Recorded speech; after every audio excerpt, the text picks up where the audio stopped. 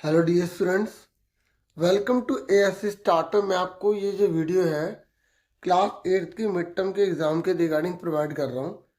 देखिए, इस वीडियो में मैं आपको जो है मैथ्स का ये जो प्रैक्टिस पेपर है ना, ये प्रोवाइड करने जा रहा हूँ। तो यहाँ पर मैं अब आपको इसका आंसर पहले बता दूँ कि एक ऋणात्मक परिमेय संख्या का गुणात्मक व्युत्क्रम है एक ऋणात्मक परिमेय संख्या। क्योंकि देखो, अगर ये 1/3 है, ये माइनस में है, तो हमें इसका जो गुणात्मक प्रतिलोम है ना, वो हमें नेगेटिव ही चाहिए होगा, तभी कटने पर माइनस और ये रकम कटने पर 1 बनेगा। तो इसलिए इसका आंसर क्या है, बी है। ऐसे इंग्लिश में मल्टीप्लिकेटिव इन्वर्स चाहिए नेगेटिव रेशनल नंबर का, तो वो नेगेटिव रेशनल नंबर ही होना चाहिए। तो इसका आंसर क्या होगा, बी। फिर कह रहे हैं इसको सॉल्व कीजिए। देखो, चाहे हिंदी में हो या इंग्लिश में हो, न्यूमेरिकल तो सॉल्व ही करने पड़ते हैं। तो यहाँ पर 8x माइनस का 3 इज इक्वल टू 25 प्लस यहाँ पर 17x गिवन है हमें। ठीक है, तो आप इसे कैसे सॉल्व करेंगे? देखो, आपको वेरिएबल एक तरफ रखना है, कांस्टेंट एक तरफ रखना है। ये प्लस का 17 जाके माइनस का हो जाएगा, 25 और माइनस का 3 जाके प्लस का 3 हो जाएगा। आपको ये याद रखना है। ठीक है, वेरिएबल एक तरफ, कांस्टेंट एक तरफ। 17 में से 8 गए, माइनस के 9 बचे, 25 और 3 28 हो गए। ठीक है, और अब आप इस -9 को अपॉन में ले जाइए। ठीक है, और माइनस को ऊपर पहुंचा दीजिए।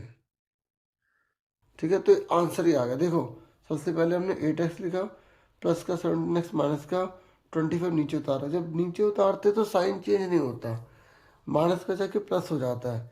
अब माइनस की रकम बड़ी है, प्लस की छोटी है, तो माइनस का आ गया, ये ऐड कर दिया। मल्टीप्लाई में माना जाएगा ये वेरिएबल। ये जब नीचे जाएगा तो साइन नहीं गायब होगा। अब ये किस रूप में है? इसने पूछा है फ्रैक्शन में, इंटीजर में, रेशनल नंबर में, ये कैन नॉट बी सॉल्व। ये अपॉन में दिखाई दे रहा है, हालांकि ये रेशनल नंबर भी है। ठीक है, लेकिन फ्रैक्शन को हम यहाँ ज़्यादा प्रेफरेंस देंगे, तो इसका आंसर ए है। ठीक है, तो इस तरीके से आंसर इसका क्या आ जाएगा, भिन्न में है ये, तो इसका आंसर भिन्न आ जाएगा। ठीक है, फिर ये थर्ड है, ये कह रहे 4 भुजा वाले समबाहुभुज का नाम बताइए। देखो, ये कह रहे हैं एक रेगुलर पॉलीगन बताइए जिसमें 4 साइड होती है। देखो, अगर रेगुलर बोल रहे हैं ना, तो रेगुलर का मतलब होता है सम। सम का मतलब होता है उसमें सारी साइड इक्वल होंगी, सारे जितने भी एंगल है, कोण होंगे, वो बराबर होंगे, तो इसका होता है वर्ग। ठीक है, क्या होता है इसका, स्क्वायर होता है। फिर नेक्स्ट क्वेश्चन है, यहाँ पर कहा जा रहा है कि आपको प्रोबेबिलिटी निकालनी है 2 के मल्टीपल की, अगर एक डाई को फेंका जाता है। ठीक है, मतलब एक पासे को फेंका जा रहा है, तो उसमें 2 का गुणा जाएगा। किसका गुणा जाएगा, 2 का गुणा जाएगा। तो देखो, आपको पता होना चाहिए, जब आप पासे को फेंकते तो 1 2 3 4 5 6 इस तरीके के नंबर होते हैं। अब ये कह रहे 2 का गुणा जाएगा। ठीक है, क्या बोल रही है, 2 का मल्टीपल आएगा। तो 2 का टेबल कौन कौन सा है, ये और ये। तो कितने जने, 3 है। नीचे टोटल लिखते हैं प्रोबेबिलिटी में, कितने जने नीचे, 1 2 3 4 5 6, इससे नीचे 6 है।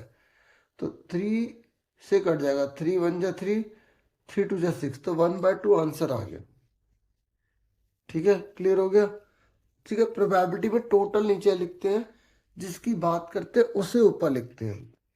अब आ जाए फिफ्थ क्वेश्चन पे। ये कह रहा है कि अगर एक स्क्वायर बोर्ड, उसका एरिया 144 है, तो उसकी साइड कितनी होगी? ठीक है, एक हमें वर्गाकार बोर्ड दे रखा है। तो देखो, वर्गाकार ये बोर्ड है, इस पूरे का एरिया 144 है। ठीक है, तो इसने इसकी साइड पूछी है, तो आपको इसके एरिया ऑफ स्क्वायर क्या होता है, मतलब वर्ग का क्षेत्रफल क्या होता है, आप बताइए। वर्ग का क्षेत्रफल क्या होता है? वर्ग का क्षेत्रफल होता है, देखो, जब हम आंसर दिए तो सामने लिखते हैं, फॉर्मूला नीचे लिखते हैं, साइड की पावर 2, हिंदी में भुजा की घात 2, तो ये स्क्वायर जाके रूट बन जाएगा। ठीक है, तो ये 144 का रूट कितना होता है, 12 होता है। ठीक है, इंग्लिश में इसे साइड स्क्वायर लिख लेना। ठीक है, तो 12 आ गया, 12 की 12 में गुणा करने पे 144 आएगा। देखो, ये आपकी बुक का क्वेश्चन है। ठीक है, आपने देखा होगा बुक में ऐसा क्वेश्चन दे रखा है, एक नंबर में आया तो देख लो पेपर कैसा रहने वाला, टफ रहने वाला है, आपको खूब मेहनत करनी पड़ेगी अगर आप अच्छा स्कोर करना चाहते हैं तो। ठीक है, स्क्वायर बोर्ड का एरिया दे रखा था 144, साइड निकालने के लिए बोला गया था।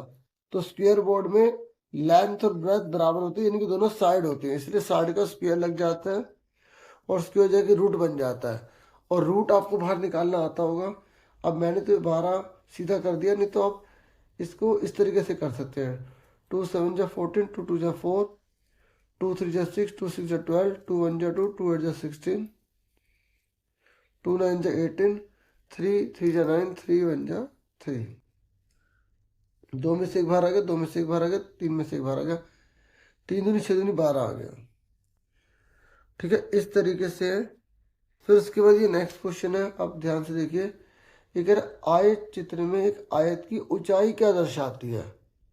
ठीक है, देखो ये कह रहा है कि जो रेक्टेंगल है ना, उसमें हाइट जो होती है हिस्टोग्राम की, वो क्या दिखाती है। देखो आपने हिस्टोग्राम बनाया होगा, यहाँ हम ड्रॉ कर लेते हैं हिस्टोग्राम।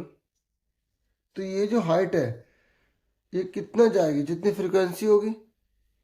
ठीक है, तो आप सीधा इसका आंसर लिख दोगे कि जो आयत चित्र होता है उसकी जो ऊंचाई होती है वो वर्ग की बारंबारता कहलाती है। ठीक है, और ये जो हिस्टोग्राम है ना, इसकी ये चीज कहलाएगी, इसकी चौड़ाई, वर्ग की चौड़ाई कहलाएगी। पर इसने लंबाई पूछा, लंबाई को वर्ग की बारंबारता कहते हैं।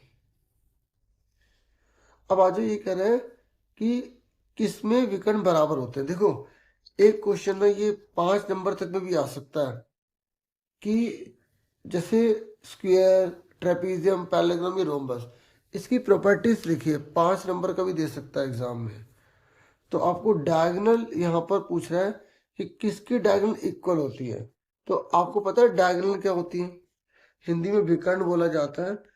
विकर्ण जो है ना, पता है किसके बराबर होती है। ये देखो, जैसे अगर विकर्ण बराबर कह रहा है ना, ये चीज इसके बराबर कह रहा है, तो ये किस में बराबर होती है, ये होती है स्क्वायर में बराबर, और रेक्टेंगल में बराबर होती है। ठीक है, रेक्टेंगल में ये इसके बराबर होती है। तो इसने बोला इसमें से ऑप्शन कौन सा है। देखो यहाँ रेक्टेंगल तो लिखा नहीं है, मतलब आयत तो लिखा नहीं है, वर्ग लिखा है, तो वर्ग इसका आंसर आ गया। या तो इसका आयत होता या इसका आंसर वर्ग होता। ठीक है, या तो इसका आंसर स्क्वायर होता या रेक्टेंगल होता। तो स्क्वायर दे रखे, इस पर टिक कर देंगे। नेक्स्ट है 8, ये कह रहा है एक फ्रीक्वेंसी डिस्ट्रीब्यूशन है 0 से 10, 10 से 20। ये कह रहा है the size of the class interval is 10। ये कह रहा है साइज जो है ना, साइज क्लास इंटरवल 10 है, तो लोअर लिमिट पता लगा फोर्थ वाले की क्या होगी। देखो ये कह रहा है 10 10 आगे बढ़ रहा है। हिंदी में देखो ये कह रहा है अगर 0 से 10, 10 से 20 है और 10 10 आगे बढ़ रहा हो, तो चौथे वर्ग की निम्न सीमा क्या होगी। तो देखो ये 0 से 10 है, ये पहला हो गया। फिर 10 से 20 है, ये दूसरा हो गया, मैं 2 दे रखे थे। तीसरा क्या होगा, 20 से 30। चौथा क्या होगा, 30 से 40। इससे मेरा निम्न सीमा क्या होगी, तो निम्न सीमा क्या होगी, ये 30 से 40। तो 30 वाला होगा, तो 30 आंसर आ गया। निम्न सीमा बोलते हैं लोअर लिमिट को, इसको अपर लिमिट बोला जाता है। देखो एक बार मैं आपको बता दूं, जैसे मैंने 40 से 80 लिखा, तो ये लोअर लिमिट होता है, ये अपर लिमिट होता है। ठीक है, ऐसे 30 से 40 है, तो ये लोअर लिमिट है, ये अपर लिमिट है। ठीक है, और दोनों को इकट्ठा अगर हम बोलेंगे तो क्लास इंटरवल, इसे हिंदी में निम्न बोलते हैं, इससे उच्च बोलते हैं। ठीक है, उसके बाद आगे बढ़ जाते हैं। ये हमारा हो गया 30। ये कह रहा है the ones digit of the cube of 23। देखो ये पिछले साल पेपर में भी आया था क्वेश्चन। अगर 23 के घन की इकाई का अंक क्या होगा। देखो ध्यान से समझना क्वेश्चन को, 23 के घन का इकाई का अंक। जब घन बोल रहे हैं ना, घन, तो आपको पता है घन का मतलब क्या होता है। घन का मतलब होता है 3 बार गुणा करना, और इसने खाली इकाई की बात करी है, तो हम केवल इकाई को लेंगे। देखो जैसे कोई नंबर होता है ना, इसको इकाई, इसको दहाई, इसको सैकड़े, इसको हजार कहते हैं। तो यहाँ पर इसने लिखा है, क्या लिखा है यहाँ पे, 23। तो 23 लिखा है, तो ये जो 3 है ना, ये 3, इसको इकाई बोलेंगे। तो इस इकाई का घन बोलने की कोशिश कर रहा है वो, 3 की 3 की 3 में गुणा करेंगे, जब घन बोलेगा तो 3 बार गुणा करनी है, तो 3 3 होती है 27, और पहला नंबर 7 आ रहा है, तो इसका आंसर क्या आ जाएगा, 7 आ जाएगा। ठीक है, ऐसे इंग्लिश में घन को बोला जाता है बच्चों क्यूब बोला जाता है, क्यूब। तो क्यूब मतलब होता है आपको 3 बार मल्टीप्लाई करनी है, और इसने बोला 1 डिजिट, तो 3 से मल्टीप्लाई करेंगे तो 27 आ जाएगा। ठीक है, ठीक है, ऐसे ही कोई और क्वेश्चन भी बोल सकते हैं, यहाँ पे वर्ग भी बोल सकता था, वर्ग यानी कि स्क्वायर भी बोल सकता था। ठीक है, तो क्यूब की जगह स्क्वायर आएगा तो 2 बार मल्टीप्लाई करनी है, और अगर क्यूब ही आ गया तो 3 बार मल्टीप्लाई करनी है। फिर ये कह रहा है अगर एक क्वाड्रिलेटरल में 3 एंगल 75 के तो चौथा कितने का होगा। देखो इससे ना आपको कंसेप्ट सीख लेना है, क्योंकि अगर कल को कोई और क्वेश्चन आएगा तो आप इजी तरीके से कर पाओगे। ठीक है, ये देखो, ये इससे एंगल के रिगार्डिंग बोला ना, पहले तो मैं इसी को सॉल्व कर देता हूँ। इसने बोला है 4 एंगल है और 3 75 के हैं। अब बच्चा सोचेगा कि चौथा ही 75 का होगा। ठीक है, हालांकि ऑप्शन नहीं दे रखा, सही किया इन्हें, ऑप्शन नहीं दे रखा। ठीक है, तो आपको पता है चारों का एंगल का टोटल कितना होता है, 360 होता है। इन तीनों को जोड़ो, 75 75 कितने हो गए 150, फिर 75 जोड़ दो, कितने हो गए 225, इसको घटा दो, 10 में से 5 के 5, 5 में 2 गए 3, और 3 में से 2 गए 135 आंसर आ गया इसका। ठीक है, क्योंकि 4 अगर साइड है ना तो उनके एंगल का टोटल 180 होता है। इसका फॉर्मूला याद कर लो, अगर त्रिभुज है, ये समझ आ गया ना बच्चों, 135 कैसे आया, 75 को 3 बार जोड़ा और 360 पे से घटा दिया। अब रीजन समझ लो, अगर ट्राइंगल है तो इसके अंदर के एंगल का टोटल 180 डिग्री होता है। अगर वो क्वाड्रिलेटरल है तो इसके एंगल का अंदर का टोटल 360 होता है, और अगर वो पेंटागन है तो इसके अंदर के एंगल का टोटल 540 होता है। मैं आपको बता दूं कि ये कैसे, एक तरीका ऐसे भी कर सकते हो, यहाँ बनाया ये 2 ट्रायंगल बन गए। ठीक है, यहाँ बनाया ये एक ट्रायंगल, 2 और 3 ट्रायंगल हो गए। यहाँ पर देखो, एक ट्रायंगल, 2 ट्रायंगल, 3 ट्रायंगल हो गए। ठीक है, ये पेंटागन होता है। ऐसी हेक्सागन, 1 2 1 2 3 4 हो गए, तो 720 हो गया। पर ऐसे कितने याद कर लोगे, इसलिए फॉर्मूला याद कर लो। फॉर्मूला होता है n-2 180 से मल्टीप्लाई। मतलब अगर कोई बोलेगा 10 साइड है तो उसके अंदर के एंगल का टोटल कितना होगा, आप बोलोगे 10 में से 2 घटाएंगे, 180 से मल्टीप्लाई कर देंगे। ठीक है, तो 1440 आ जाएगा। ये शॉर्टकट ट्रिक याद रख लो, इसी से सारे फॉर्मूले बने हैं। देखो इसी से ट्राइंगल का देखो, ट्राइंगल में कितने साइड होते हैं, 3, 2 घटा दिया, 1 बचा, 180 से मल्टीप्लाई करा, 180 तो आ रहा है। ऐसे ही कोऑर्डिनेटर में 4 में से 2 गए 2, और 180 से मल्टीप्लाई करा, 360 ही तो आ रहा है। इस तरीके से सारे आपको याद रखने हैं। ठीक है, अब आगे सुनो मेरी बात। ये कह रहा है which of the following is the square of an odd number. देख रहे हो क्या कह रहा है, हिंदी में बोल रहा है कि इनमें से कौन सा जो है वो विषम संख्या का वर्ग है। तो देखो अगर पहला नंबर विषम होगा तो उसका स्क्वायर भी जो है वो विषम होगा। ठीक है, तो आपको ये याद रखना है। तो आप देखो यहाँ पर ये इवन नंबर है, ये ओड है, ये इवन है, इवन है, और देखो चारों में से कौन बिल्कुल अलग है, ये अलग है ना। और वैसे भी ओड नंबर है, आपको ओड नंबर पता है हिंदी में विषम संख्या। तो विषम संख्या जो होती है वो 2 के पहाड़े में नहीं आती, 1 3 5 7 9 चलता रहता है। और इसी सम संख्या क्या होती है, जो 2 के पहाड़े में आती है, 2 4 6 8 10 12, इस तरीके से। ये कह रहा है एंगल सी की वैल्यू बताइए, सी की वैल्यू कितनी होगी। देखो आपको ये रूल पता होना चाहिए, जब 2 लाइन पैरेलल होती हैं, हिंदी में समांतर बोलते हैं, और कोई लाइन काट के जा रही होती है, उसे तिर्यक रेखा कहते हैं, इंग्लिश में ट्रांसवर्सल कहते हैं। तो इसका इसका टोटल 180 डिग्री होता है। अब ये 120 का तो कितने का होगा, 60 डिग्री का होगा। क्यों, इन दोनों का टोटल 180 होता है। ठीक है, समझ में आ गया, इंटीरियर एंगल होगा ये। ठीक है, और वन साइड ऑफ ट्रांसवर्सल। तो ये मैंने आपको यहाँ तक एमसीक्यू क्वेश्चन करवा दिया। ठीक है, ये समझ में आ गया कैसे हुआ 60 का, कि जब दो लाइन पैरेलल होते हैं, कोई लाइन काट रही होती है ट्रांसवर्सल, तो अंदर का टोटल 180 डिग्री होता है, और 180 में से 120 का 60 बचे। ठीक है, अब आगे सुनो मेरी बात। अब आ जाओ 12th क्वेश्चन पर।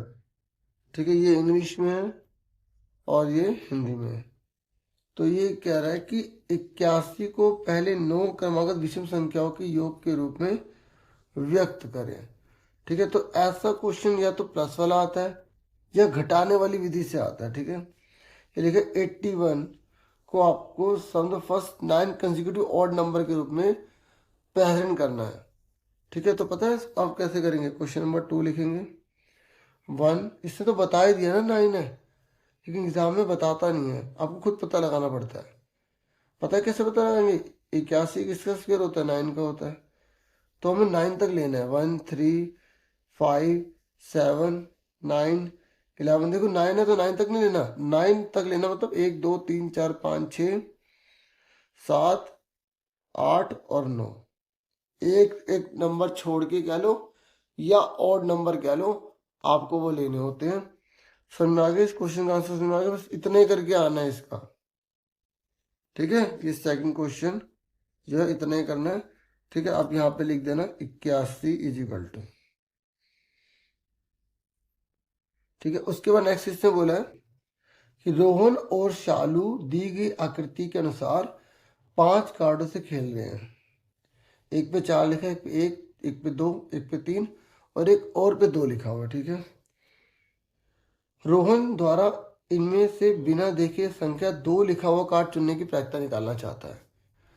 सुन रहे मेरी बात। तो आप यहाँ पर इंग्लिश में देख सकते हैं कि रोहन और शालू प्लेइंग करते हैं 5 कार्ड से। तो रोहन कह रहा है मैं 2 नंबर का जो कार्ड है वो पिकअप करूंगा, लेकिन वो देख नहीं रहा। तो प्रोबेबिलिटी आपको निकालनी है, क्या निकालनी है, प्रायिकता निकालनी है। तो आपको मैं सीधा बता दूं कि ऐसा क्वेश्चन एग्जाम में प्रायिकता वाला आएगा ही आएगा। तो आपको जिसका आंसर निकालना है, पहले आप प्रायिकता लिखोगे, पहले हिंदी वाले देखो, लिख दो 2 लिख दो, और इंग्लिश में लिखोगे प्रोबेबिलिटी। प्रोबेबिलिटी, अब कई बच्चे कहते हैं कि सर फॉर्मूला लिखे नहीं लिखे, तो आपकी मर्जी है, लिखना चाहे लिख सकते हो।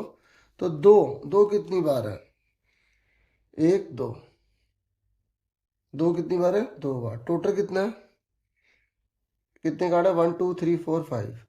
तो ये आंसर आ गया 2.5। ठीक है, अब ये आंसर आ गया, इतना बहुत है, सफिशिएंट है। लेकिन कोई लिखना चाहता है तो थोड़ा सा बड़ा करना चाहता है, तो आप ऊपर लिख सकते हो स्टार्टिंग में टोटल नंबर ऑफ कार्ड्स कितने हैं। ठीक है, कितने, 5। नंबर ऑफ 2 कार्ड कितने हैं, वो कितने, 2 हैं।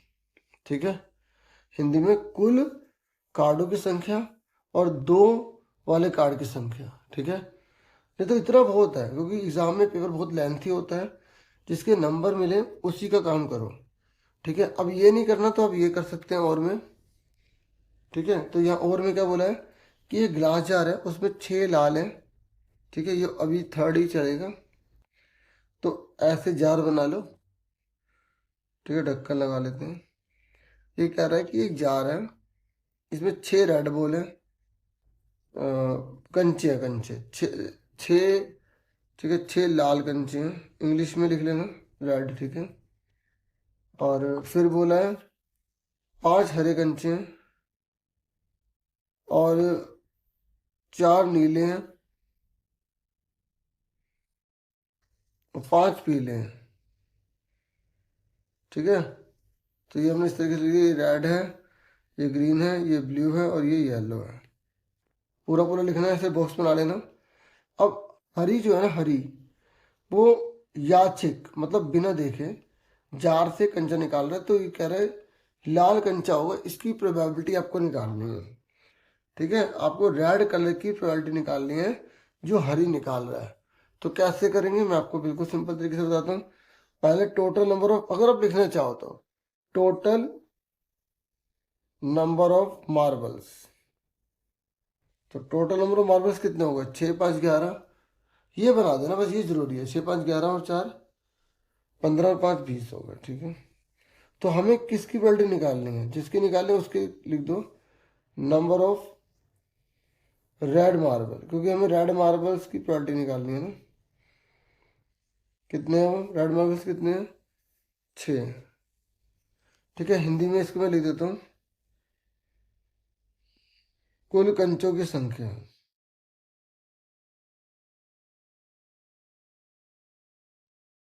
ठीक है, लाल कंचों की संख्या।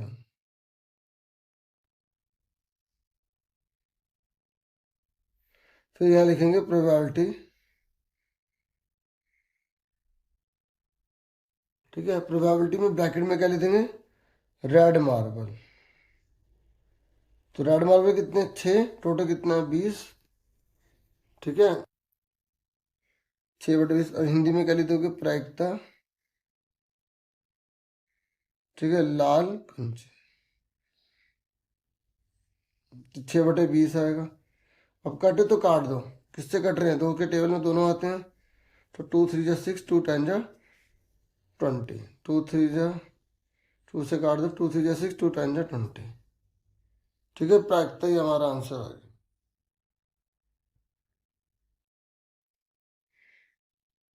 ठीक है।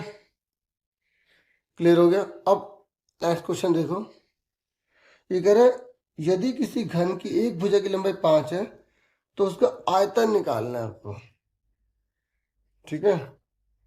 यहां पर आपसे बोल रहा है कि अगर वन साइड जो है ना क्यूब की वो 5 मीटर है तो उसका वॉल्यूम आपको निकालना है, ठीक है। तो सिंपल लिखो, वॉल्यूम ऑफ क्यूब क्या होता है, घन का आयतन क्या होता है। तो जब भी मैंने कहा था घन आ जाए, ठीक है, क्यूब बात कर रहा है, तो उसका फॉर्मूला क्या होता है, A × A, ठीक है। तो हिंदी में भी ए लिख देना। तो क्या है, कितना दे रखा वैल्यू यहाँ पर 5, तो 5 × 5 × 5 यानी कि 5 125।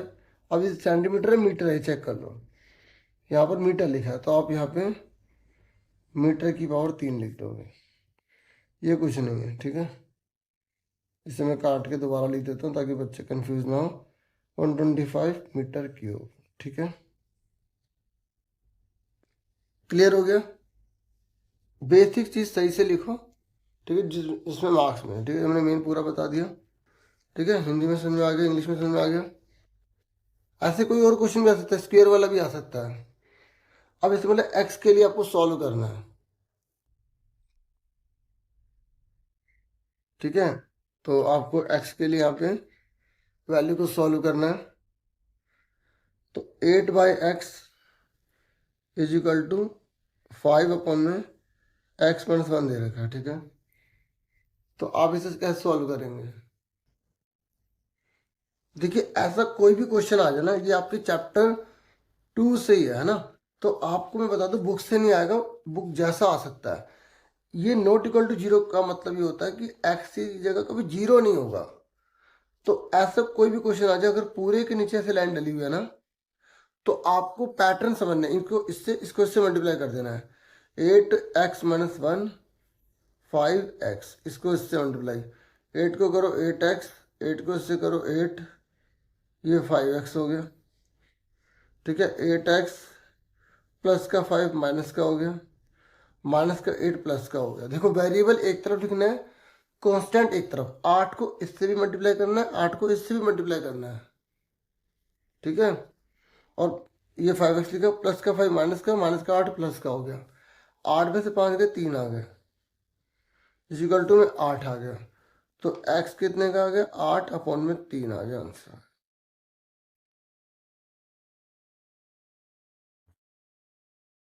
ठीक है। उसके बाद नेक्स्ट क्वेश्चन है, ये कह रहे एक वर्गाकार मैदान का क्षेत्रफल ज्ञात कीजिए यदि उसका परिमाप 96 है।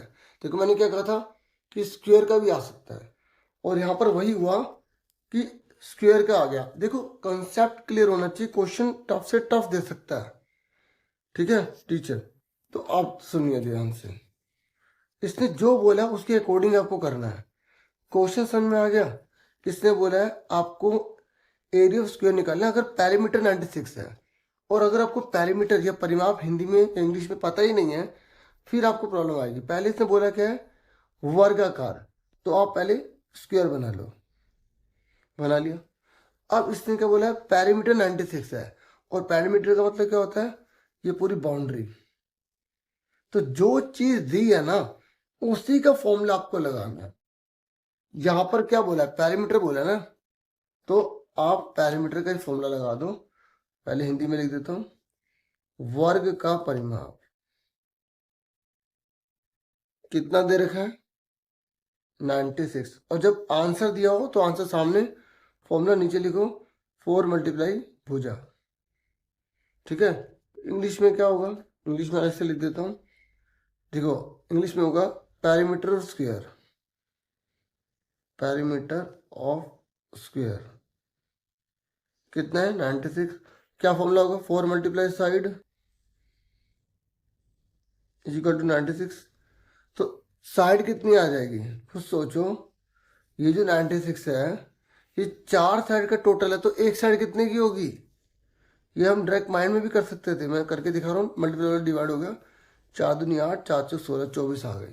देखो आप ना कंसेप्ट खुद सोचो, वर्ग का परिमाप है, हम क्यों इतना कर रहे हैं, वर्ग का परिमाप है ना, तो चारों साइड का टोटल है, बाउंड्री का टोटल। तो एक कितने की होगी, 4 से डिवाइड करेंगे ना। तो अगर आपको कंसेप्ट पता लग गया तो फॉर्मूला भी इजीली लिख लोगे, और सॉल्व भी बहुत आसानी से कर दोगे।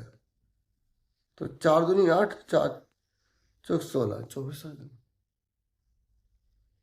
ठीक है। अब आगे क्या कह रहा है, ये कह रहा है एरिया निकालिए। तो एरिया का फॉर्मूला क्या होता है, एरिया ऑफ स्क्वायर क्या होता है, वर्ग का क्षेत्रफल,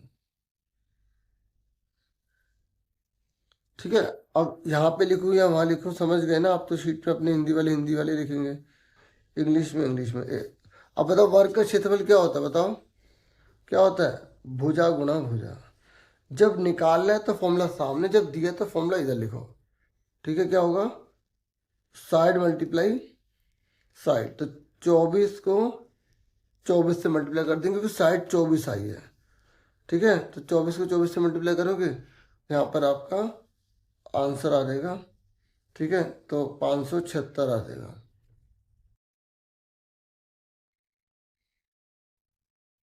ठीक है। ये क्या लिखा है, मीटर लिखा है, तो मीटर का स्क्वायर आ जाएगा।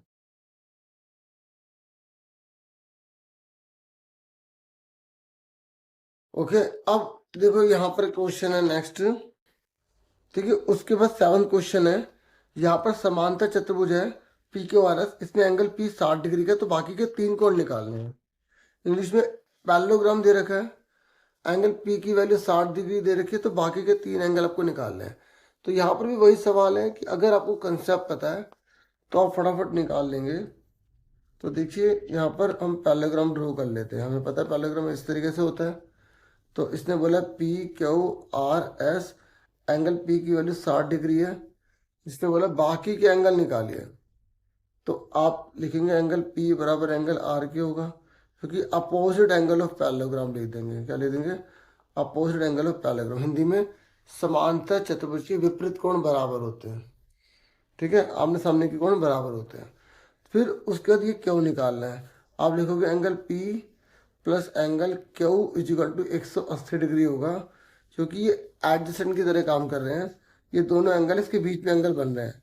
या तो आप ये लिख दो कि P Q R S is parallelogram, इतना बहुत है। हिंदी में लिखोगे पी क्यू आर एस एक समांतर चतुर्भुज है, तो पी कितने का है, 60 का, तो एंगल क्यू कितने का निकलेगा, एंगल क्यू निकलेगा 180 में से 60 गए, 120 आ गया, ठीक है। अब देखो जब ये 120 का आ गया तो ये भी 120 का होगा, क्योंकि आमने सामने तो हमेशा बराबर होते हैं, तो 120 डिग्री आ गया।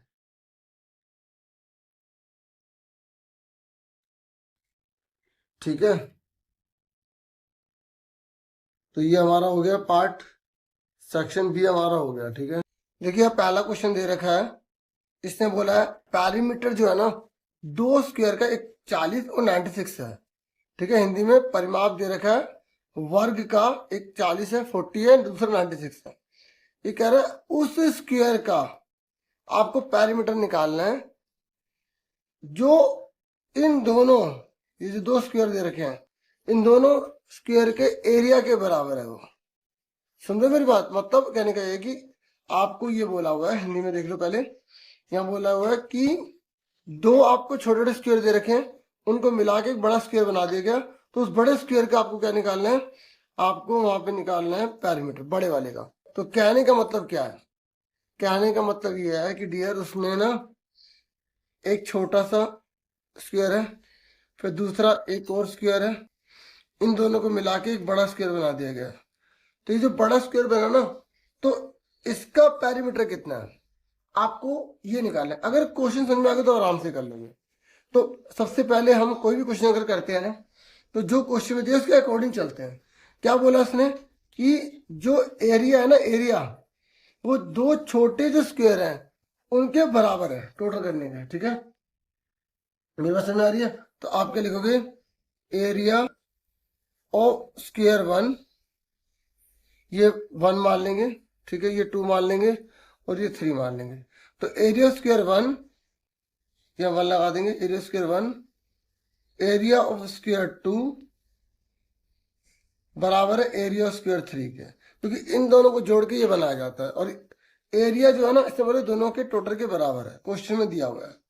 ठीक है, एरिया स्क्वायर, ठीक है। हिंदी में क्या लिखोगे, वर्ग 1 का क्षेत्रफल, वर्ग 2 का क्षेत्रफल,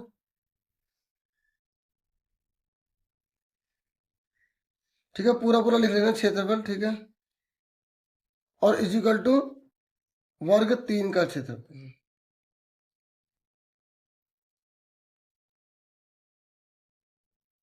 अब वर्ग का फॉर्मूला क्या होता है, जो वर्ग है उसका फॉर्मूला क्या होता है, उसका फॉर्मूला होता है साइड स्क्वायर। ठीक है, यहां 1 डाल देंगे, दूसरे का क्या होगा, साइड स्क्वायर, और फिर तीसरे वाले का भी साइड, हमेशा एरिया का फॉर्मूला साइड स्क्वायर ही तो होता है, हाँ या ना, वही होता है। अब सुनो मेरी बात, अब पहले वाले की साइड कितनी है, देखो इसने बोला पैरीमीटर 40 है, ये पूरा 40 है, पैरीमीटर मतलब बाउंड्री का टोटल 40 है, बाउंड्री का टोटल कितना 40, तो साइड कितने कितने की होगी बताओ, अगर चारों का टोटल 40 है तो साइड 10 10 हुई ना, वेरी गुड, तो 10 10 हुई, तो यहाँ पे 10 का स्क्वायर आ रहा। ठीक है, अब आपको इस तरीके से अलग से निकाल के दिखाने की जरूरत नहीं है, क्योंकि 3 मार्क्स में अगर हम ज्यादा इसे डिटेल में करेंगे तो हमारा टाइम बहुत ज्यादा स्पेंड हो जाएगा। ठीक है, और मार्किंग स्कीम के हिसाब से आप बिल्कुल सही कर रहे हो। अगर ज्यादा ही है तो आप यहाँ पे शो करके दिखा दो ना ऐसे, अब तभी तो पिक्चर बनाई है हमने। फिर उसके बाद इसने बोला है 96 है दूसरे का, तो चारों का टोटल 96 है, तो 4 से डिवाइड कर दो, 4 2 8, 4 4 16, तो 24 आ गया।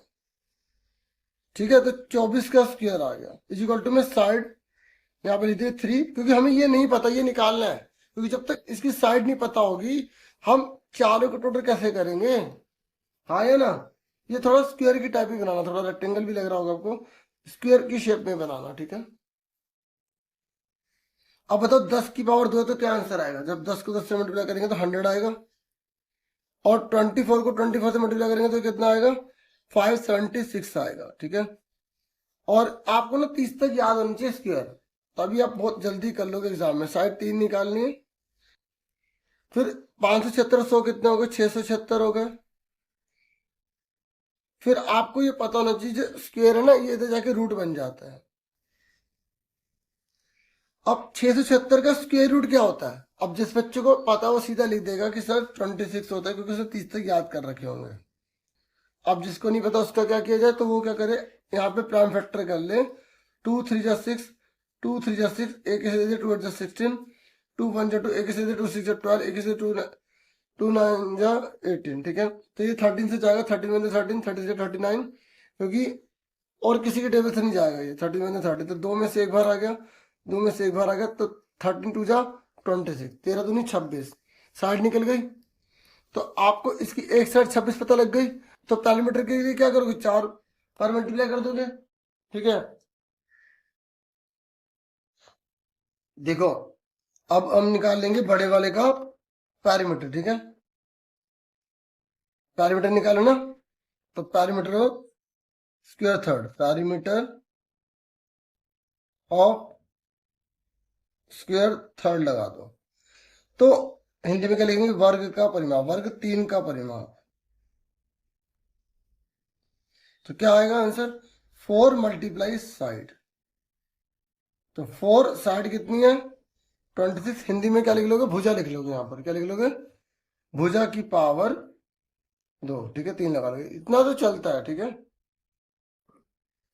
4 6 24 का 4 ऊपर 2 हासिल, 4 दिन 8 10, 104 आ गया। ठीक है, क्लियर हो गया।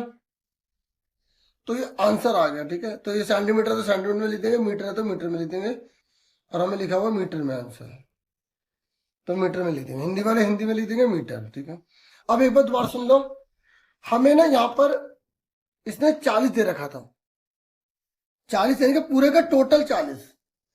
तो स्क्वायर में 4 साइड होते, तो 40 को 4 से डिवाइड किया था तो 10 आया। ऐसे ये 96 दे रखा था, 96 को 4 से डिवाइड किया 24 आ गया। और आप देखो यहाँ पर जब साइड निकाली तो 4 से मल्टीप्लाई कर रहा है, क्योंकि पैरामीटर निकालना है। जब पैरामीटर निकालते हैं तो साइड को 4 से मल्टीप्लाई करते हैं, और जब साइड निकालते हैं तो पैरामीटर को डिवाइड करेंगे, सिंपल ही बात है ना।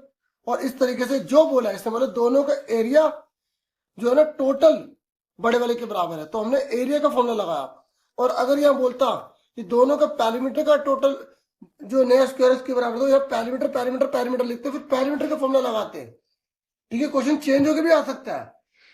ठीक है, क्योंकि इन्हीं क्वेश्चन को आप कर रहे हो तो प्रैक्टिस करके चेंज करके करो। ठीक है, तो ये क्लियर हो गया आपको अच्छे से। अब नेक्स्ट क्वेश्चन देखो कौन सा, ये कह रहा अगर ये नहीं करना तो ये और इजी कर सकते हो। यहां पर आपको बता रखा है कि इसके गुणनखंड करने हैं, गुणनखंड विधि से वर्गमूल निकालना है आपको। देखिए बहुत इजी है, हम इसको सॉल्व कर देंगे जल्दी से। यहां पर 11,025 दे रखा है। ठीक है, इसने बोला आपको प्राइम फैक्टर से करना है, तो बस यहाँ पर क्या लिखी है, यूनिट डिजिट देखो क्या लिखी है, 5 लिखी हुई है ना। तो आप 5 से यहाँ पर एलसीएम ले लो, 5 2 10, एक बचा, ये भी 10 हो गया, 5 2 10। ठीक है, ये यहाँ पे 2 आ गया, 5 से छोटा तो ना जाने की 0 0 लगाना। और ठीक है, तो ये हो गया 25। ठीक है, और ये हो गया 5 5 25। ठीक है, और क्रॉस वेरीफाई कैसे करोगे, इसको इससे मल्टीप्लाई करोगे, यही आना चाहिए। बच्चे यहाँ पे ना जाने की 0 नहीं लगाते, गलत हो जाता है। ठीक है, बच्चे 225 लिख जाते हैं। इसलिए खुद सोचो ना, एक इतना लेंथी क्वेश्चन इतना इजी कैसे हो सकता है, तो कुछ तो उसके अंदर होगा ना। अब आगे सुनो, दोबारा 5 आ गया तो 5 से करेंगे, 5 4 20, 2 बचा, 5 4 20, 5 1 5। ठीक है, अभी 4 4 1 आ गया, तो मैं चाहे तो पहले 3 से भी कर सकता था, तो जो माइंड में उससे कर दो। ठीक है, देखो 3 से क्यों कर रहे हैं, 4 4 8 1 9, तीनों को जोड़ के अगर वो 3 के टेबल में आता है तो 3 से लिख सकते हैं। 3 1 3, एक इसे दे दिया, 3 4 12, 2 बच्चे इसे दे दिया, 3 7 21। मैं बिल्कुल आराम से करके दिखा रहा हूँ ताकि जैसा बच्चे को करना चाहिए। ठीक है, फिर दोबारा जोड़ो, 7 से 11 12, 3 के पढ़ में आता है, 3 4 12, 2 बच्चा, 3 9 27। फिर ये 7 से चला जाएगा, 7 7 49, 7 1 7। यहाँ पे हमेशा प्राइम नंबर लाने होते हैं, तो इस तरीके से 11,025 का स्क्वायर रूट क्या आ गया, हम इसके रूट में लिख लेंगे 5 × 5, 3 × 3 × 7 × 7। तो 2 5 में से एक 5 आ गया, 2 3 में से एक 3 आ गया, 2 7 में से एक 7 आ गया, तो 5 3 से 15, और 15 7 से कितना होता है, 105 होता है। इस तरीके से आ गया, या 7 से 21 5 105 कर लो, ये आंसर आ गया। बस इसमें इतना ही करना था, और कुछ भी इसमें नहीं करना। बस क्वेश्चन नंबर 8 डाल के आंसर लिख के हम इसे इतना करके आ जाएंगे और हमें पूरे नंबर मिलेंगे। ठीक है, क्लियर हो गया आपको अच्छे से।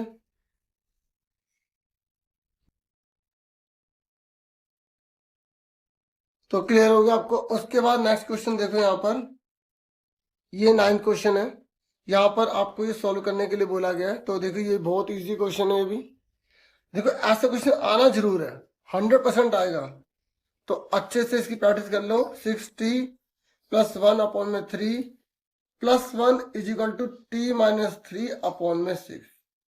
देखो अगर ऐसा क्वेश्चन आ जाए तो आप पहले इसके नीचे 1 लगाओ, पहले पूरे के नीचे फ्रैक्शन वाला बनाओ।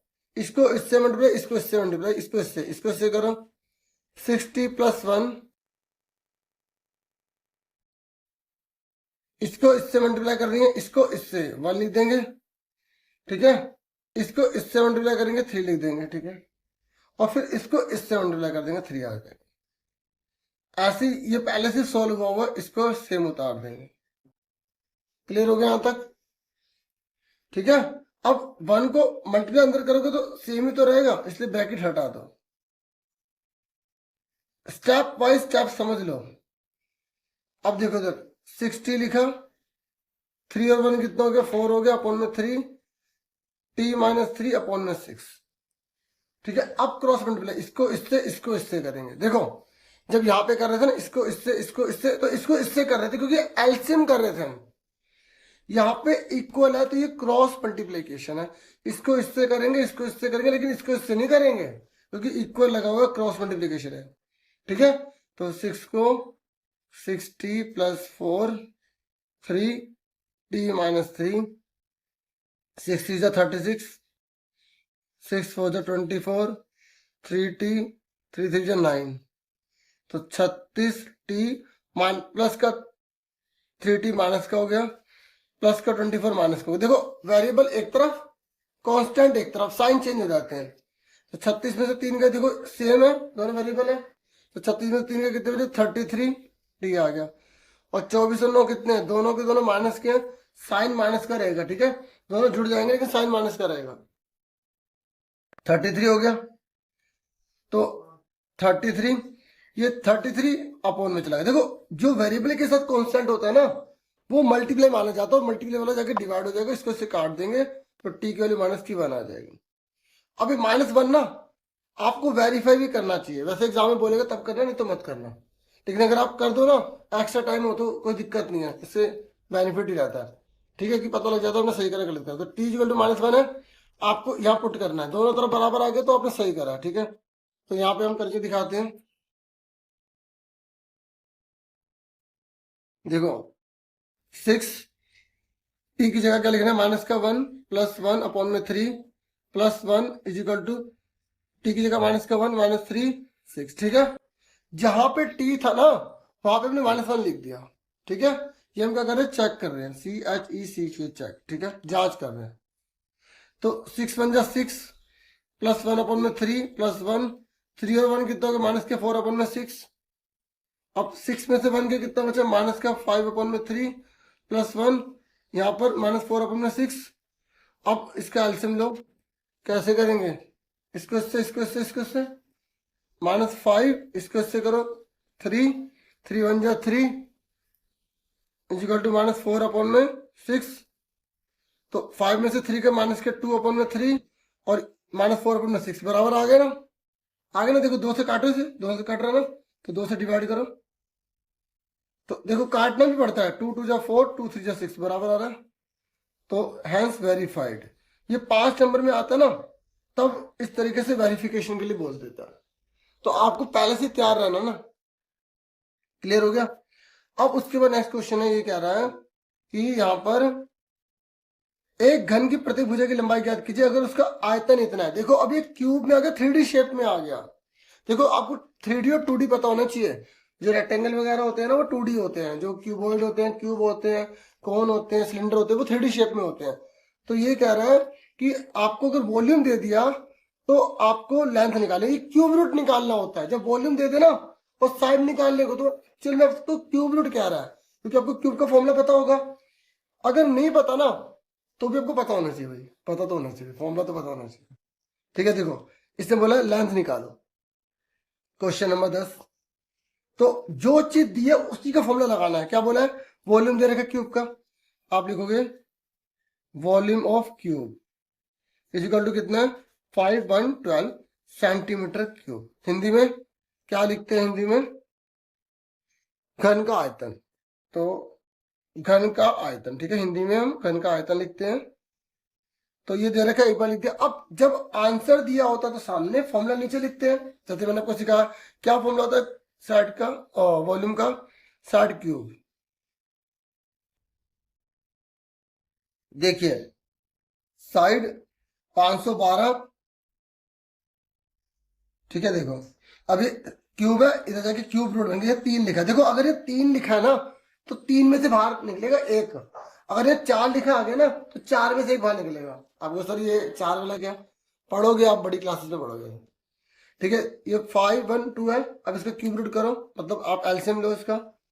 तो 2 से करते हैं, 2 2 जा 4, एक इसे दे दिया, 2 5 जा 10, एक इसे दे 2 6 जा 12, 2 1 जा 2, 2 2 जा 4, 2 8 जा 16, 2 6 जा 12, 2 4 जा 8, 2 3 जा 6, 2 4 2 2 जा 4। समझ ही गए होंगे। अब मैं सीधा लिख देता हूँ, ठीक है।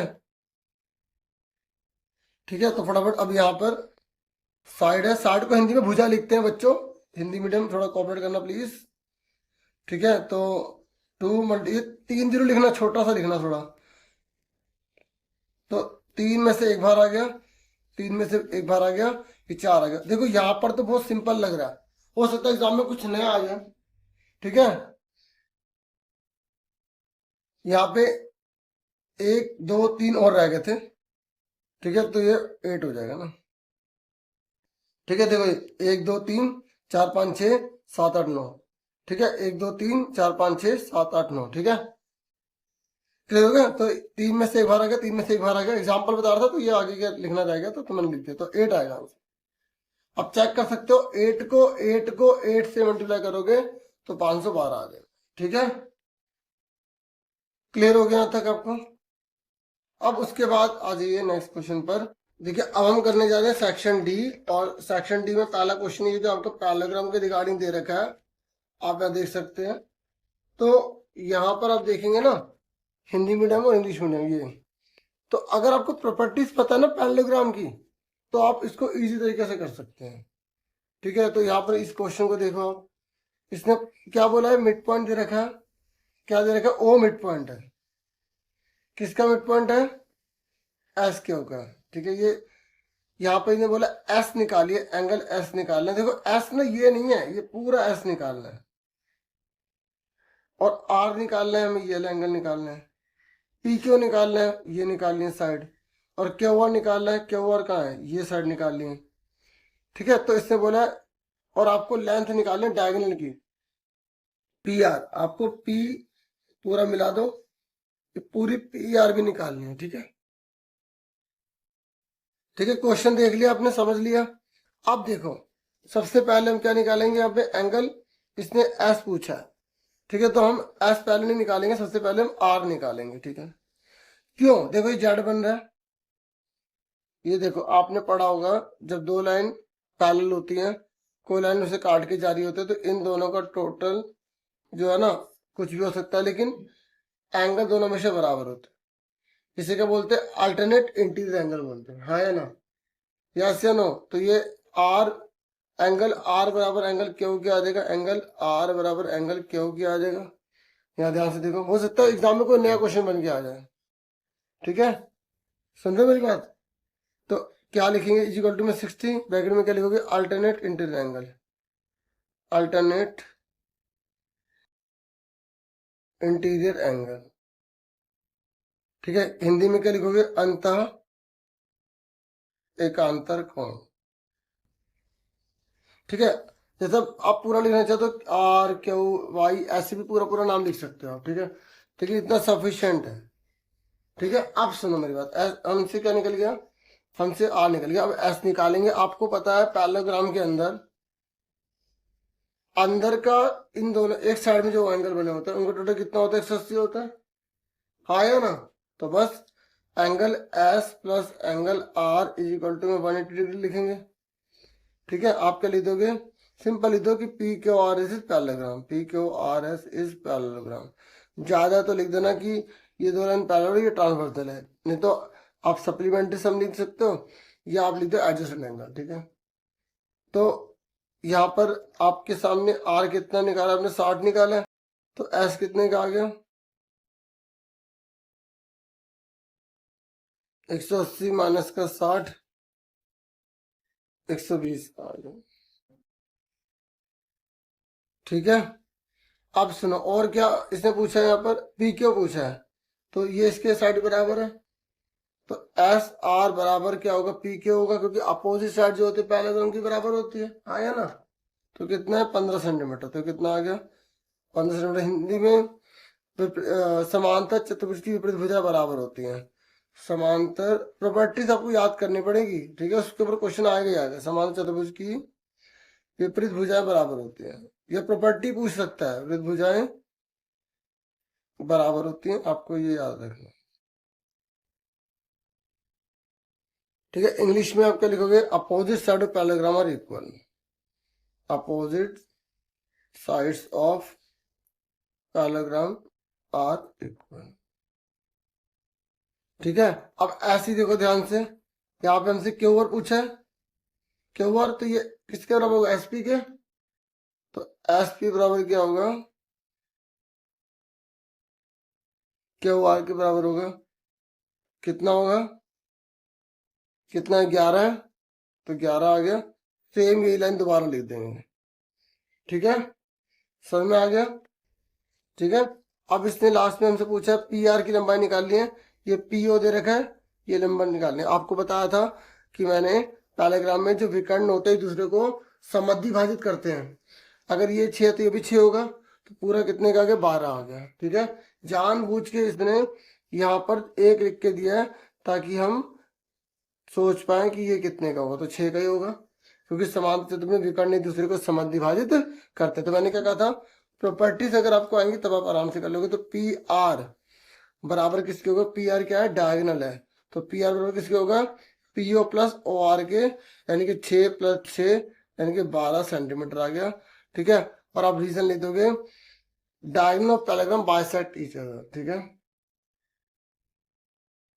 Diagonal of parallelogram bisect each other. ठीक है, और इससे दूसरा ये भी बता रहे थे कि मिड पॉइंट है, तो डायगोनल हुई। ठीक है, तो आप हिंदी में क्या लिखोगे, विकर्ण एक दूसरे को समद्धि भाजित करते हैं, विकर्ण एक दूसरे को समद्धि भाजित करते हैं।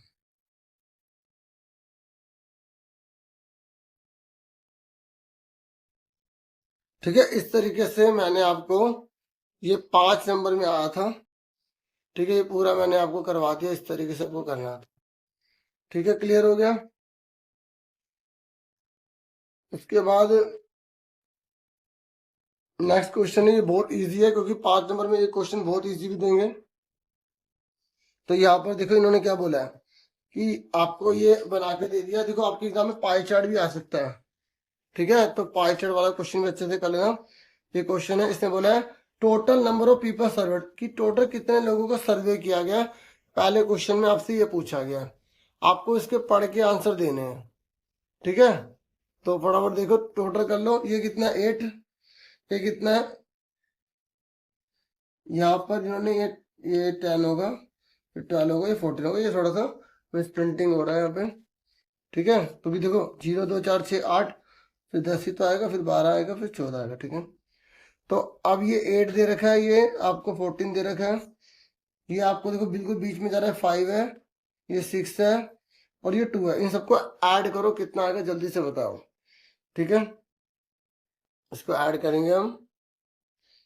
ठीक है, तो ये आपका टोटल ऐसे करेंगे तो 14 8 22, 5 8 30 और 5 35। ठीक है, तो पहले वाले का आंसर कितना आ गया, 35 आ गया। ठीक है, समझ में आ गई। उसके लिए बोल रहा है how many people own more than 60 books, कितने लोगों को 60 से ज्यादा किताब है। तो ये देखो 60 लिखा नहीं है, यहाँ तक 60 है, तो 60 से ज्यादा कौन हो गए, 6 और 2 कितने हो गए, 8 हो गए। ठीक है, 6 और 2 कितने हो गए, 8। ये कह रहा है 40 से कम पुस्तकें कितने लोगों के पास है, तो 40 ये है यहाँ तक, तो 40 से कम कौन हुआ, 14 और 8 22 हो गया।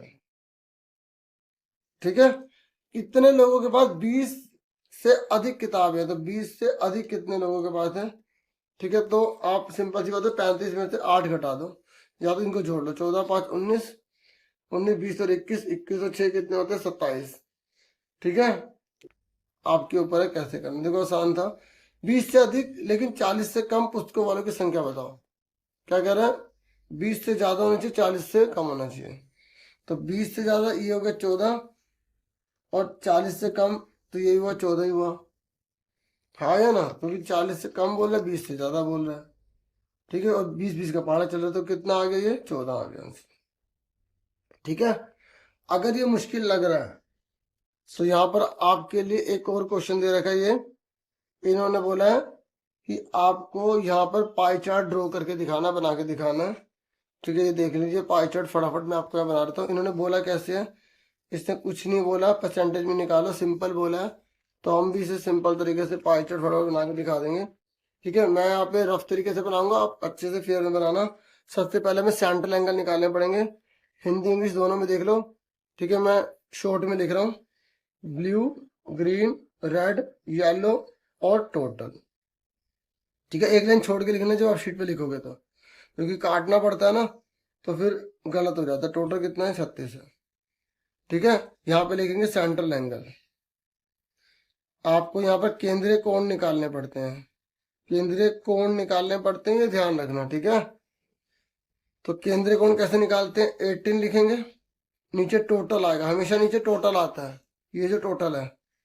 ठीक है, इसको मैं थोड़ा बॉक्स में बना देता हूँ ताकि बच्चों को कंफ्यूजन ना हो। ठीक है, तो ये 9 लिखेंगे बटे में 36, 6 बटे में 36 और 3 बटे में 36। ठीक है, यहाँ तक क्लियर है? फिर मल्टीप्लाई में हमें जो चीज निकालनी होती है वो लिख देते हैं। तो हमें क्या बनाना है? पाई चार्ट बनाना है। तो पाई चार्ट बनाने के लिए मल्टीप्लाई में क्या लिखना पड़ेगा? 360 लिखना पड़ेगा। ठीक है, तो देखो 36 से सीधा कट गया 10 बार, 10 बार कट गया, 36 से 10 बार कट गया। ठीक है, तो ऊपर ऊपर मल्टीप्लाई कर दो, 18 ओ सॉरी 90, 180, एक एक जीरो लगा दो बस, लग गई। आप बनाएंगे पाई चार्ट, ऐसा सर्कल बनाना है आपको, कंपास से बनाइएगा। यहाँ अगर है तो आपको यहाँ पे एक रेडियस ड्रॉ कर लेनी है, पहले एक रेडियस बना लेना सेंटर के साथ। अब सबसे पहले क्या लिखा है? 180, तो आपको डी रखना पड़ेगा, डी। अगर ये लाइन ले रहे हो तो इसने बोला 180 का बनाना है, तो आपको पता है डी बिल्कुल सीधा 180 का बनेगा। और अगर मान लो 180 बड़ा आ गया तो उसको छोड़ के बाकी सारे बना लेना, लास्ट में वही बचेगा।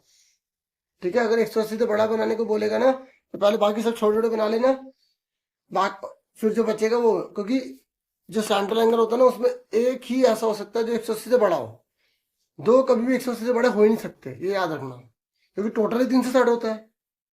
ठीक है, ये एमसीक्यू में पूछ सकता है। अब 90 का बनाना है, अब यहाँ पे रखेंगे।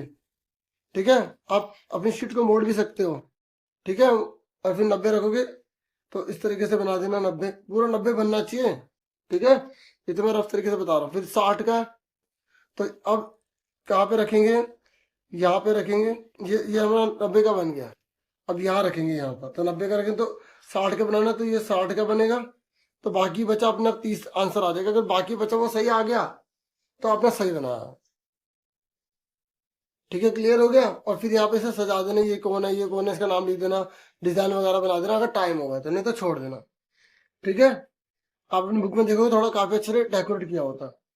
अब आ जाओ 13 क्वेश्चन। देखो 13 क्वेश्चन ट्रिपलेट बोला है, और ये 5 नंबर में दिया है, और इतना इजी क्वेश्चन ट्रिपलेट में। ठीक है, ट्रिपलेट आपको आते होंगे। देखो ऑड और इवन दोनों ट्रिपलेट कर लेना, दोनों टाइप के। ये इवन वाला है 8। ठीक है, सुनते मेरी बात? तो ऐसी ओड वाला करना। ठीक है, क्वेश्चन नंबर 13 देखो, तो आप लिखोगे we know that the triplets are, देखो हिंदी में त्रिक बोलते हैं, त्रिक, पाथागोरस त्रिक बोलते हैं। तो हम लिखेंगे हम जानते हैं कि त्रिक कौन कौन से होते हैं। पहला होता है 2m, दूसरा होता है m² - 1, और तीसरा होता है एम का स्क्वायर प्लस 1। ठीक है, 2m एम स्क्वायर माइनस 1, तीसरा होता है एम स्क्वायर प्लस 1 होता है। ठीक है, तो हमें बोला कि इन तीनों में से ना एक हमें दे रखा है, इसने बोला छोटा सदस्य 8 है। ठीक है, तो बाकी हमें निकालने हैं और छोटा बोला है तो हम इसको लेंगे। ठीक है, तो taking 2m is equal to 8। ठीक है, हिंदी में 2m बराबर 8 लेने पर लिख देंगे हिंदी में, इंग्लिश वाले इंग्लिश में लिखेंगे, हिंदी वाले हिंदी में। तो एम स्क्वायर कितना आएगा, दो पहले एम निकालेंगे बाद में एम स्क्वायर निकालेंगे, तो ये 2 अपॉन में चला गया तो 4 आ गया। ठीक है, 4 आ गया। अब निकालेंगे अदर ट्रिपलेट, अदर ट्रिपलेट क्योंकि अदर ही पूछा था, अन्य त्रिक। तो कौन कौन से अन्य त्रिक हैं, एक ये बचा एक ये बचा। तो m का स्क्वायर माइनस 1 मतलब पहले स्क्वायर करके एक घटा देंगे, यानी कि 16 माइनस 1 कितना आ गया 15, और फिर एंड लिख देंगे। ठीक है, स्क्वायर करके एक जोड़ देंगे तो कितना आ जाएगा 17। ठीक है, सर में आगे इस तरीके से हमारा ट्रिपलेट आ गया। तो 100 ट्रिपलेट आर, तो कौन कौन से आ गए, पहला तो हमें दे रखा था क्वेश्चन में 8, दूसरा कौन सा आ गया 15, तीसरा कौन सा आ गया 17 आ गया, और ये सबसे छोटा था, सब तो बाकी बड़े निकले। ठीक है, तो हिंदी में लिखो इस प्रकार त्रिक, यहाँ पे एंड को लिख देंगे तथा। अब एग्जाम में एक एक्स्ट्रा क्वेश्चन बता रहा हूँ, वैसे हो गया है, एग्जाम में आता है कि क्या ये ट्रिपलेट है। अगर एग्जाम में आ जाए, अब हमें तो पता है ट्रिपलेट हमने सॉल्व भी किया है, हमने तो करा है ना सॉल्व, हाँ या ना। अगर एग्जाम में पूछ ले कि क्या 8, 15 और 17 ट्रिपलेट है, तो पता कैसे पता लगाएंगे, जो बड़े वाला नंबर है उसको अलग लिख देंगे, छोटे वाले नंबर को अलग लिख देंगे, दोनों को उनके ऊपर स्क्वायर लगा देंगे। इसका स्क्वायर करो, 17 17 कितना होता है 289 होता है, 8 8 64 होता है, 15 15 225 होता है। अब दोनों को जोड़ के देख लो 289 नहीं आ रहा, तो हमने सही करा। तो ऐसे ट्रिपलेट पता लगा जाता है, जो बड़ा होता है उसको अलग, बाकी दो छोटे को अलग, उनका स्क्वायर करके बराबर करना होता है। ये एक्स्ट्रा क्वेश्चन में कई बार पूछ लेता है। तो देखो सेक्शन ई है, ये केस स्टडी है, और ये कभी मत छोड़ना क्योंकि ये सबसे इजी होता है पूरे चैप्टर में या मतलब पूरे पेपर में। ठीक है, तो देखिए यहां बोला गया है कि आपको ये बोर्ड पर ये लिखा हुआ दिखाई दे रहा होगा। ठीक है, ये बोर्ड पे लिखा हुआ है, टीचर ने बताया केस स्टडी है ना, ऐसे इंग्लिश में लिखा हुआ है। तो इसमें बोला एक्स वाई और जेड रेशनल नंबर है। ठीक है, ये क्या है, परिमेय संख्या। ठीक है, हमने पढ़ लिया। अब पहले क्वेश्चन में क्या बोला है, इसने बोला है कि आपको जो नंबर 1 प्रॉपर्टी है ना, ब्लैक बोर्ड पे जो लिखे उसका नाम बता दीजिए। समझे मेरी बात, ये जो है, ये जो लिखी है इस प्रॉपर्टी का नाम आपको बताना है। तो यानी कि प्रॉपर्टी आपको चैप्टर 1 में है, देखो आपकी बहुत सी ऐसे डिलीट कर दी गई हैं, लेकिन उसमें से भी कुछ दे सकते हैं क्वेश्चन, और आपको ना प्रॉपर्टी अच्छे से पता होनी चाहिए। ठीक है, तो हो सके तो पुरानी बुक है तो प्रैक्टिस करने में क्या जाता है, कर लेना वो क्वेश्चन। तो इस प्रॉपर्टी का नाम क्या है, पता है इस प्रॉपर्टी का नाम क्या है, इस प्रॉपर्टी का नाम है डिस्ट्रीब्यूटिव प्रॉपर्टी। मैं आपको मैथ्स की बुक दिखाता हूँ, अगर जैसे हिंदी मीडियम में अवेलेबल है ऐसे इंग्लिश मीडियम में भी अवेलेबल है, मैं आपको दोनों में दिखा देता हूँ। तो प्रॉपर्टीज जो है ना, प्रॉपर्टीज ये सारी आगे मेंशन की गई है। ठीक है, और लास्ट में ये सारी प्रॉपर्टी शॉर्ट में समरी दे रखी है, तो आप ये कर लो। ठीक है, तो आप देखो, ये देखो यहाँ पे एबीसी का यूज किया है, यहाँ पे एक्स वाई का यूज किया है, इसमें कोई फर्क नहीं पड़ता।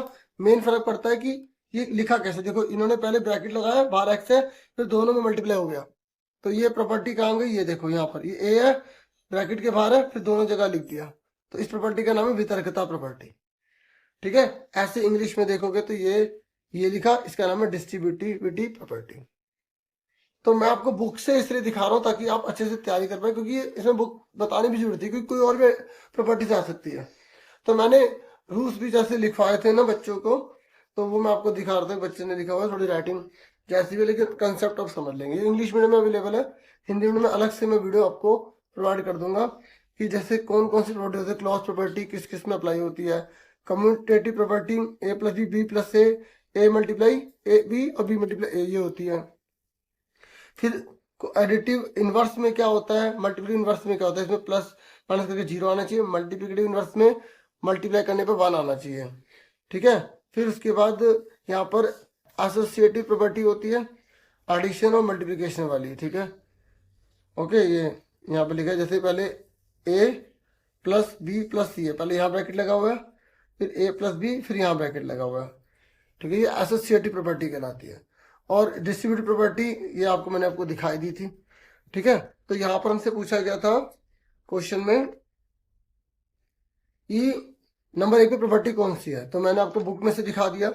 तो कौन सी प्रॉपर्टी है? डिस्ट्रीब्यूटिविटी प्रॉपर्टी, ठीक है। तो आप यहाँ पे आंसर क्या ले देंगे? Distributivity property. देखो मेरा मकसद ना बच्चों को सिखाना है, इसलिए मैं बुक से बहुत आराम से टाइम लेके आराम से बता रहा हूँ। जो मैंने यहाँ पे अभी कॉपी दिखाई थी ना, तो वो सारी यही प्रॉपर्टी लिखी है, बस वहाँ पे मैंने एग्जाम्पल वगैरह लिख दिए थे, ठीक है। तो मैं अलग से वीडियो ले आऊंगा, आप कमेंट कीजिए, ठीक है। तो वितर्कता, ठीक है, ये वितर्कता प्रॉपर्टी होगी, पहले वाले का आंसर हो गया।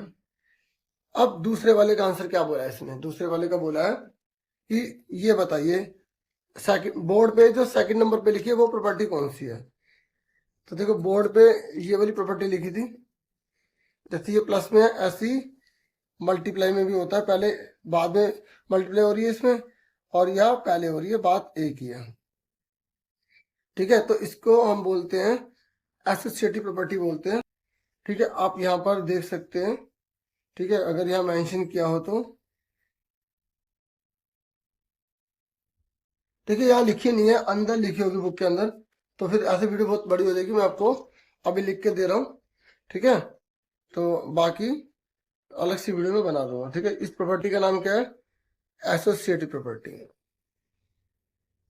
देखो मिल गया बुक में, ये रहा, ये लिखी एसोसिएटिव प्रॉपर्टी, ठीक है। तो मैं अभी हिंदी में भी दिखाई देता हूँ और अच्छे से आपको बता देता हूँ, ठीक है। ये लिखा, और ये देखो ये रहा इसका एग्जाम्पल, ये रहा, और देखो यहाँ पर भी ये लिखा है ना, देखो यहाँ पर लिखा है ना। तो ये मल्टीप्लिकेशन वाली होती है, और ऐसे ही एडिशन में भी होती है, ठीक है। ये देखो ये लिखा, हाँ है ना। तो आपको ये अच्छे से याद होनी चाहिए। अब हिंदी में दिखा देता हूँ, ठीक है, हिंदी में देखना आप। अब कोई बात नहीं, इतना टाइम लगा तो बच्चों आप ये देखो, ये रही सहचारिता, सहचारिता 2 नाम होते हैं इसके, ठीक है। समझ में आ रहा है? साहचर्यता। और आप सबका शुक्रिया, आप मेरी वीडियोस देखते हैं, थैंक यू, ठीक है। और आपका मोटिवेशन ये जो मैं इतने डीपली बताने की कोशिश करता हूँ, ठीक है। समझ में आ गई? ये आप लिख लेना कॉपी में, ये गुणा वाली होती है, ठीक है। और यहाँ पर ये, यहाँ पर प्लस वाली लिखी होगी, ये लिखी, ठीक है। अब बच्चे इतना डीपली नहीं पढ़ते ना, तो इसलिए उनकी वो चीज़ छूट जाती है एग्जाम में, फिर पूछते कहाँ से आया, ऐसी अंदर से और भी चीज़ें करनी पड़ेंगी, आपको ये सारा देखना पड़ता है, ठीक है रिया। चलो आगे देखो। तो ये हमने दोनों कर लिए। अब इसने बोला है कि आपको वेरीफाई करना है, ये वाला क्वेश्चन करो, ये करो, ये प्रॉपर्टी 1 से करना है, ये प्रॉपर्टी 2 से करना है, मतलब जो प्रॉपर्टी बने सच में ट्रू होती है या सिर्फ ऐसे ही ये प्रूव करना है। देखो एक्स की वैल्यू ये, वाई की वैल्यू ये, जेड की वैल्यू, पहले प्रॉपर्टी 1 बोला है इसने, ठीक है। हिंदी में गुण लिखा हुआ है, ठीक है।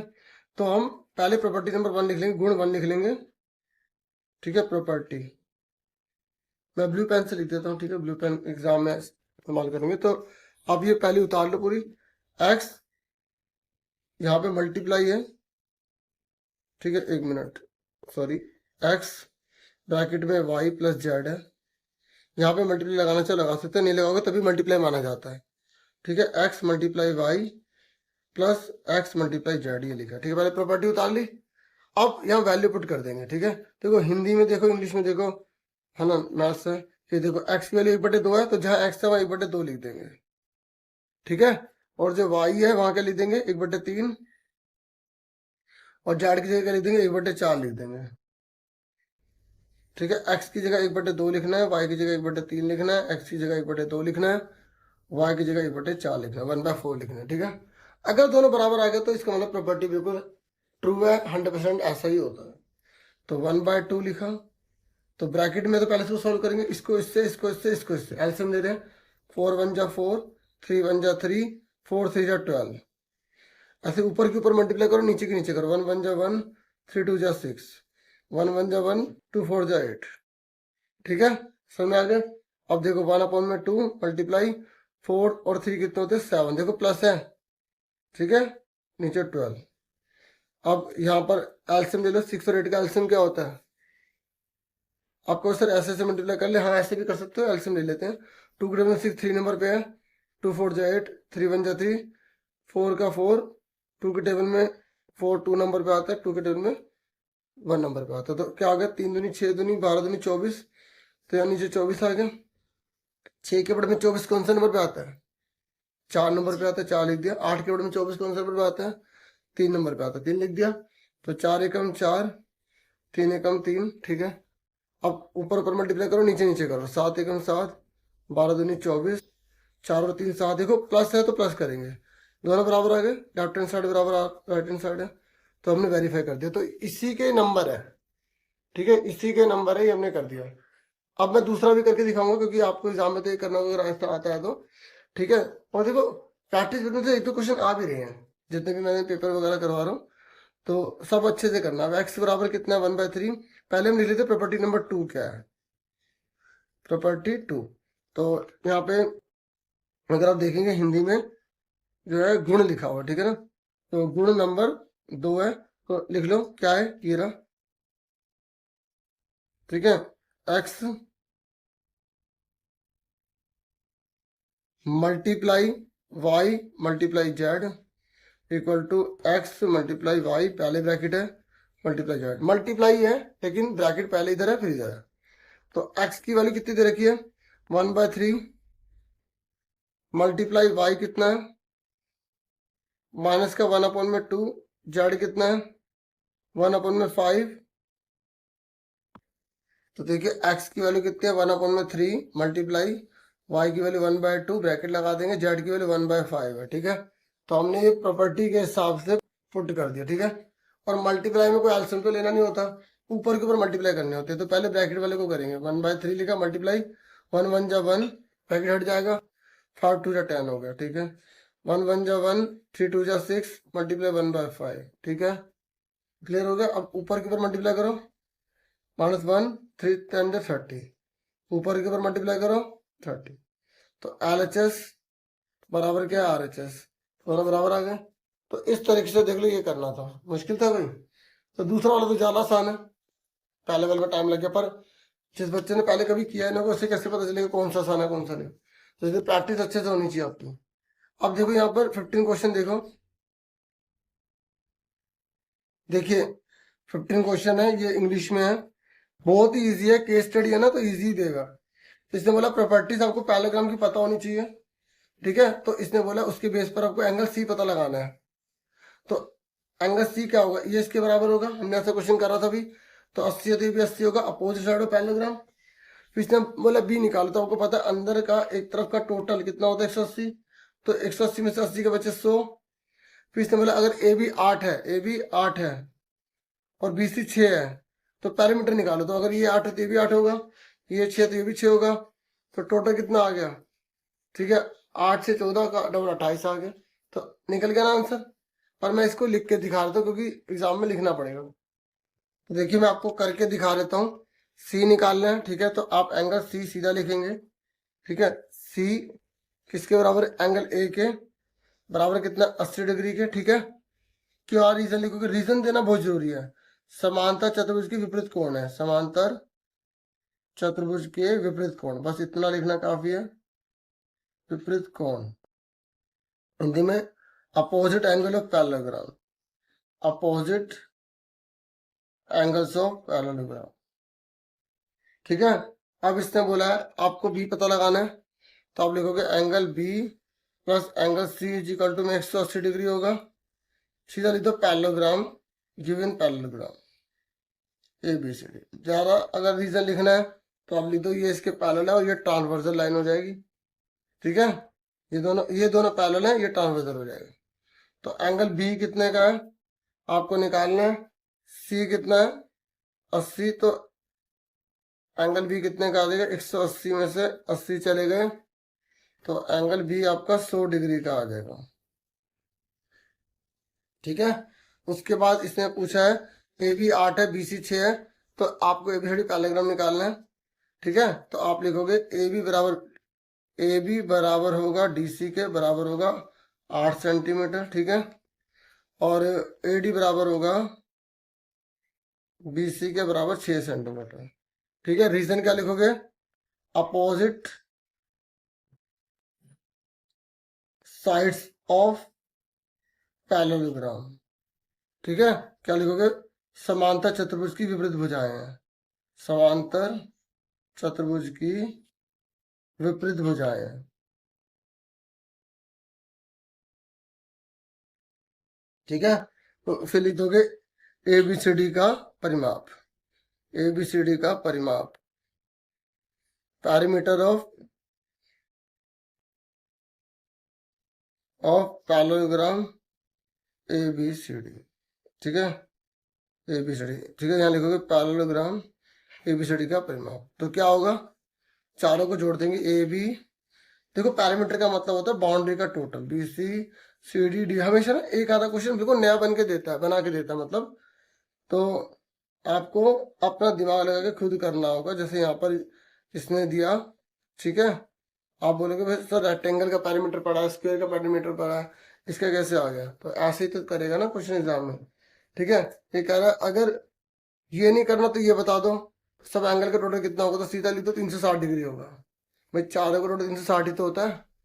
ठीक है, अब मैंने ये कर दिया, इसे मैंने बता दिया। 16 क्वेश्चन देखो, ये देखो आपने ना यहाँ पे रामानुजन के नंबर पड़े होंगे, तो मैं आपको बता दूं कि रामानुजन के नंबर आप कर लो, क्योंकि एमसीक्यू में आ भी सकता है कि रामानुजन के नंबर कौन कौन से थे।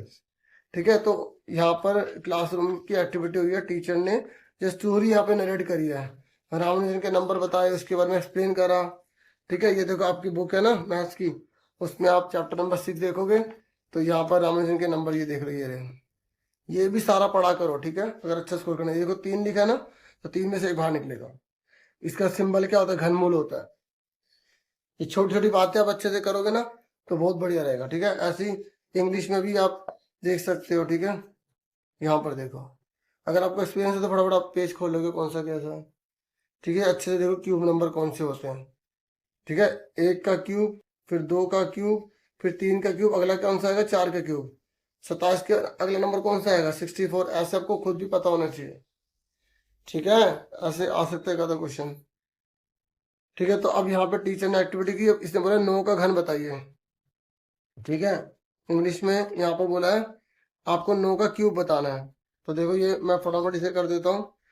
16 क्वेश्चन है, 16 का पहला है, इससे बोला क्यूब ऑफ 9 बताइए। तो 9 का क्यूब यानी कि 9 से मल्टीप्लाई करना कितना आ जाएगा? 729 आ जाएगा। मुश्किल था कोई? पहले 81 है, फिर 9 से मल्टीप्लाई कर लेना। फिर इससे बोला 5 निकालो, तो 5 का क्यूब क्या होगा? 5 से मल्टीप्लाई करेंगे 125 आ जाएगा। मुश्किल था कोई? नहीं था।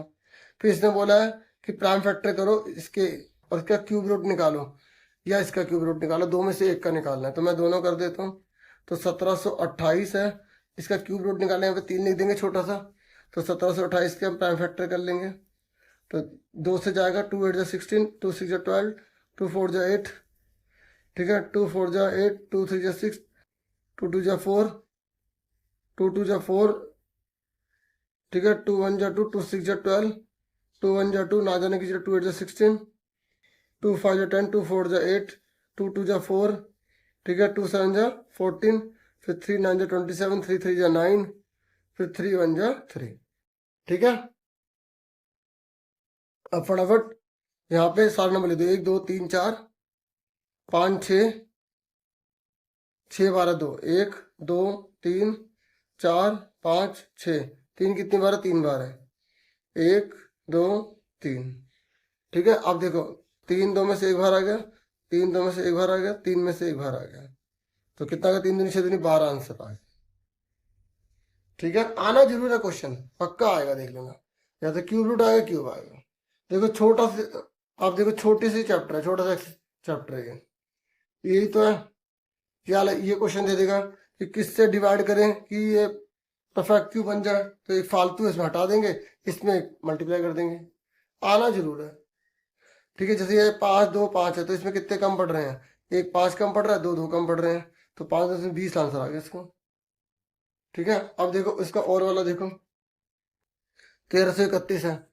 ठीक है, तो 1331 मैं दोनों कर रहा हूँ। ठीक है, और वाला है 1331 में सिंपल बता दो 11 का होता है। ठीक है, तो 3 11 में से बाहर आ गया और फिर 11। ठीक है, करके देखना चाहे कर लो। 11 कम 11, 2 बचे, 11 दूनी 22, एक ऐसे 11 कम 11, 11 कम 11, 11 बन जाए। तो इस तरीके से मैंने पूरा पेपर करवा दिया। ठीक है, कैसी लगी वीडियो कमेंट करके बताइएगा। इतना ही था इस वीडियो में। Thank you for watching and listening carefully. All the best dear student, take your dear students.